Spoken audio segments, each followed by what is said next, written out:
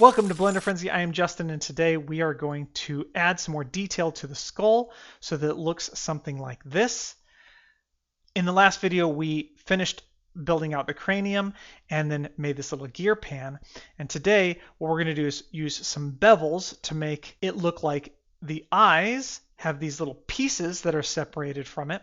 And then we have three pieces over here, the front of the face here that connects with the back of the skull and the cranium here. And then, of course, our gear pan inside there. So when you finish the video, you should have something that looks like this. All right, so let's get started. Welcome to Blender Frenzy. I am Justin, and we are continuing modeling our Terminator Skull. And this is what we have so far. As you can see, this is in our low poly. If we do our subdivision, this is what we have.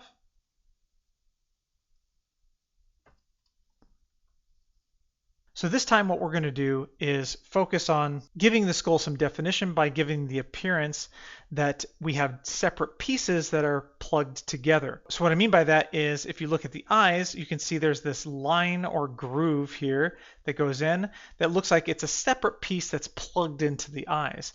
Same thing around here. You can see this is a piece here that's for the front of the face. You can also see that over here we have this one piece of the front of the face. Then we have the head that comes around the back and plugs into the front. And then we have this third piece here. And to help demonstrate this, you can see that's the first piece, and then the second piece, and then the third piece. So something like that. So we're not going to separate them into three different pieces. We're just going to give the illusion that it's three different pieces plus the piece around the eye, and that's going to be through the use of bevels. But first, if you haven't done it already, blenderfrenzy.com, you can become a frenzy. I have 3 tiers, which includes a freebie tier where you can download for free all of the stuff I use for my YouTube tutorials, so you can follow along. But if you don't want to become a member of anything, I understand that, so you can just go to the single downloads, which I only have one now, and that is for the T800 metal skull that we're modeling here.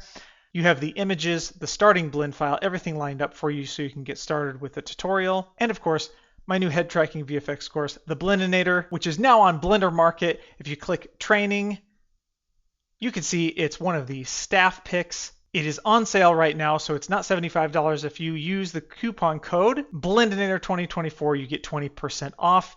So that's only for a limited time, so get that while you can. But now back to our blend file. We are going to take this, Shift D to duplicate that, and I'm going to continue on my plane. I should have named this skull, but whatever. We started it from a plane. So I think I have some duplicated vertices because I haven't been using the auto merge vertices. So I'm going to select everything, M, and then by distance. And now you can see it says removed 0 vertices, which is good. I'm going to check this here just so that when I snap vertices together that they merge and they're not separate. You can also find them in the options, auto merge down here. This, of course, is only in edit mode. So you have different options over here in object mode. So let's come up to here and go into wireframe and then uncheck X-ray mode, just so that we can't see the stuff behind it. And then go into vertex, select, and I'm going to alt select this edge loop here around the eye, and we can come out here and see that. Now, if it doesn't select the entire loop, we can also shift select, just make sure that whole loop is selected. And now let's Control B to bevel. And if I move my mouse down or up, you can see it starts to bevel that. And I'm going to right click to cancel that. And I'm going to come in closer, do that again, Control B to bevel. And then I'm going to press and hold Shift because I don't want it to be too big. I just want it to be just a tiny bevel there. And now let's maximize this view here. And if we come over here in our toolbar, if you can't see that, press T. We're going to go to Extrude Region. It should say that by default, but we want to extrude along normals. And that gives us this little gizmo up here. And if I click and drag up, it's going to push that out. Or if I go down, it's going to push it in. And we want to go down. So the easiest way to see this is to come over to our modifiers, disable the mirror modifier for now. So we can go in here and then we can click and drag this down and it pushes those in. And we don't need to go very far. Something like that I think is fine. But I think I've extruded it now a couple different times. So I'm going to undo all of that till my bevel is gone, and then I'm going to Control Shift and then Z to redo. That just redoes the bevel, just to make sure we don't have any duplicated extrusion, because when you click and drag this, it extrudes and moves it at the same time. So let's disable that again. Click and drag down, something like that. Okay. And so now we have this little separation. And if we go into Subdivision Surface, you can see what we're doing. And that may still be a little too big here. So what I'm going to do is we're going to extrude along normals again. Let's get rid of that mirror modifier. Click and go down, and then I'm going to let go just after a tiny bit here. And then I'm going to do it again. Click and drag down. And essentially what that does is it makes a loop cut right here. So let's see what that looks like. There we go. That's more of what I'm looking for. Actually, and that's pretty good. I don't think we need to add anything else. Okay, let's see what that looks like here. Let's go back into tweak mode. Let's disable our overlays. All right. That looks pretty good. So now it looks like we have a separate piece for each of the eyes that's been plugged in like sockets. Awesome. So now let's do the same thing with the 3 pieces that I showed you earlier. The 1, 2, 3 here. And this is part of the reason we haven't created too much geometry, because I'm going to need to grab these edges from here all the way over to here and here and here and down, and then around the inside of that. And I didn't want to add a lot of geometry, because if we have too much geometry, the beveling might get a little messy. But we do need to add still some loop cuts in here, because we need to match some of this geometry to where these pieces connect. So let's go into wireframe, uncheck X-ray, so that we can see that a little bit better. I'm going to also, let's go into object mode. I'm going to also select the reference, the side reference, and then bring the opacity down a little bit, just so that we can see our selection here a little bit better. And then let's come over here, go into solid and no X-ray, so we can see kind of our result. Okay, so let's add a loop cut here. And I'm just going to click and drag to right about here, where the end is right here on the image. And then same thing, we're going to add a loop cut here like this. And now I can just move these points to match the image. Like that. Now let's clean some of this up here. Every time you add geometry, just make sure you're cleaning it up with the rest of your geometry. Okay, so now let's make these 3 pieces. So to do this, take this edge and then Control Select along the way, right here, down to here, up to here, and then around here like that. And we also want to Shift Select up here and then Control Select around here. So I'm going to maximize this. You can see if you want to copy the edge select that I did, that's what that looks like. Okay, so then we're going to Control B to bevel, go down and hold Shift. And I just want a tiny bit, maybe a tiny bit more than we had at the eye. So something like that. And let's disable our mirror modifier here. And grab our extrude along normals, click and pull down inward, something like that. And this is what we have. But of course, this is just the beginning. As you can see, we have several issues. I'm going to start with this issue here. And this is due to our mirror modifier and some extra geometry that we don't need. So let's come over here. Let's go into tweak. I'm going to select this face here. And we don't need that one, so we're going to just delete that face.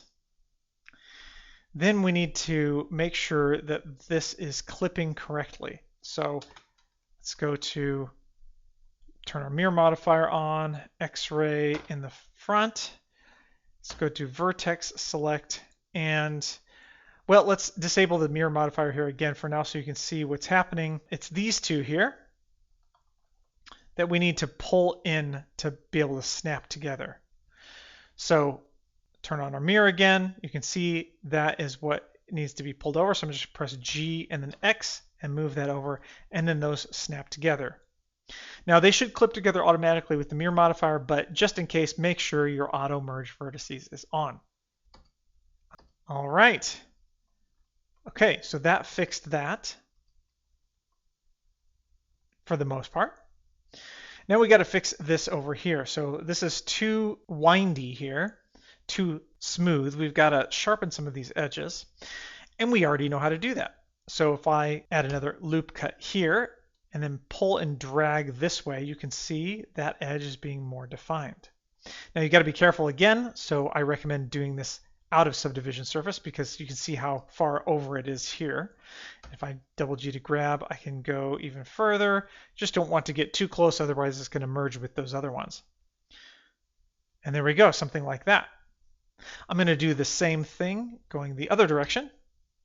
Do a loop cut here going this way, like that. All right, so that is looking pretty good here. Looks like we have to do the same thing down here with our faces.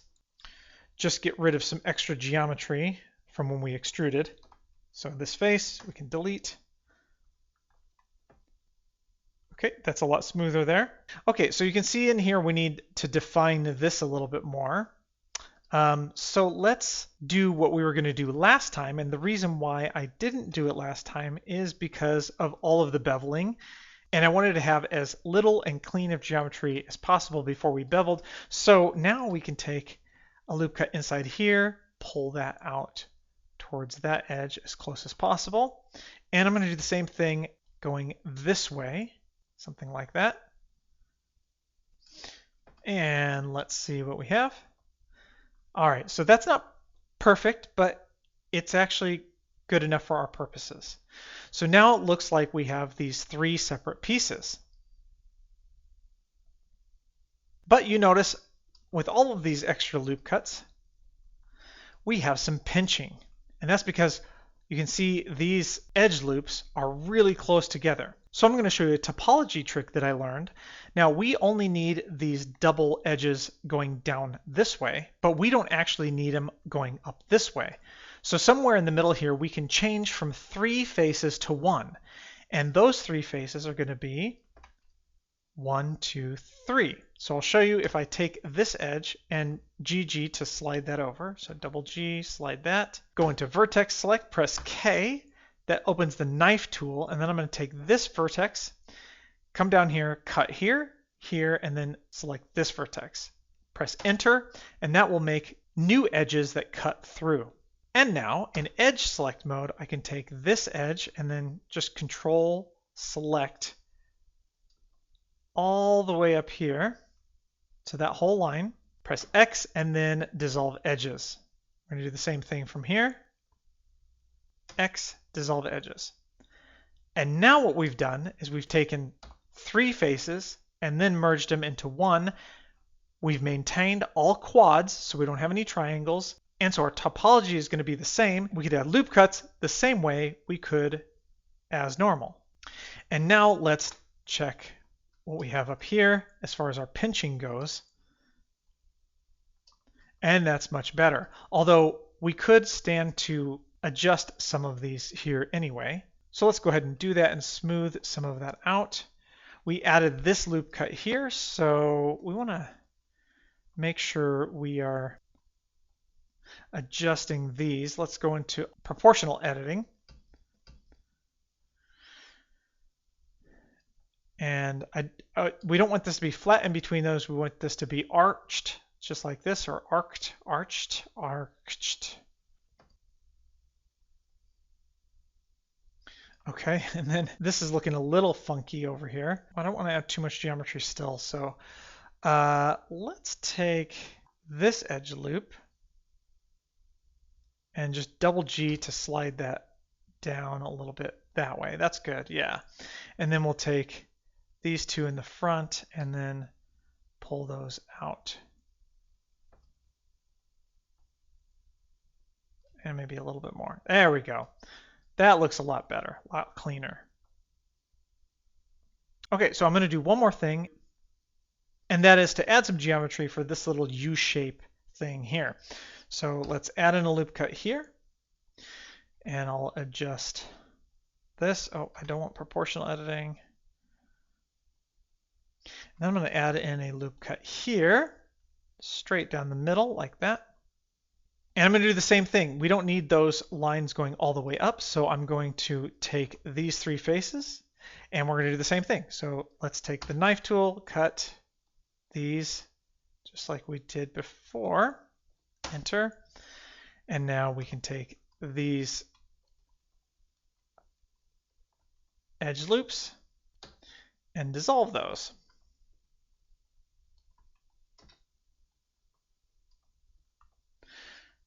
All right, just make sure our head is still shaped well enough over here.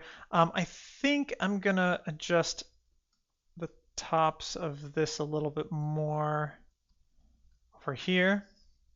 Proportional, just pull them back like that. And maybe also these, pull that back. All right, make sure we're not warping anything too badly. Looks like we're getting a little tiny bit of a mohawk up here. Okay, so here I'm just moving the edges and the points around, watching in the 3D mode to make sure that there's no creases or bumps or anything, just trying to smooth it as best as I can. We've already gone over some of this, so it's pretty straightforward. You just select edges or points. Sometimes you want to do proportional editing, sometimes you just want to do the single edges or points, and just kind of watch in the 3D mode to get it as smooth as you can. Don't worry too much about this. We're going to do some other smoothing techniques in the future, but each time we add loop cuts or geometry, you want to check your model to make sure nothing is wildly out of place. Okay, so let's take these faces here, and then probably also here. To inset those, and then let's just tweak those points. I'm just going to kind of ignore everything in here. We're just going to do a simple extrusion. And let's take these two faces and delete those. Edges, pull those down, and then take these faces here, and we will E to extrude those in like that. Okay, I don't want this face either, so, or this face, or just delete those faces. And let's see what that looks like. Ho ho, very nice. Not quite as round as I want, so let's fix that. Again here, I'm just moving edges around, faces, points, resizing, just looking at both views here in the side and then in the 3D view to get a sense of the depth and the shape of that little upside down U inset. Okay, I don't think that's too bad for now. We might be deleting some of this here in the near future, but for now, I think that's okay. I think I still had this selected over here when I did something, so let's go fix that. Here I'm just deleting some of the extra faces that I accidentally created on the back of the head. There we go. Let's save it.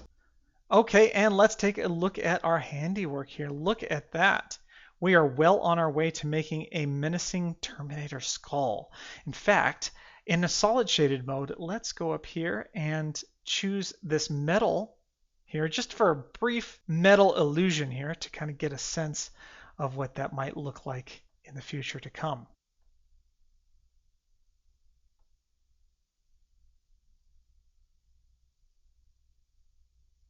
But to get a more accurate sense of what it's going to look like when we're done, in the next video, we're going to take the actual Terminator images that we have and project them onto our geometry. So when you're ready, head on over to the next one.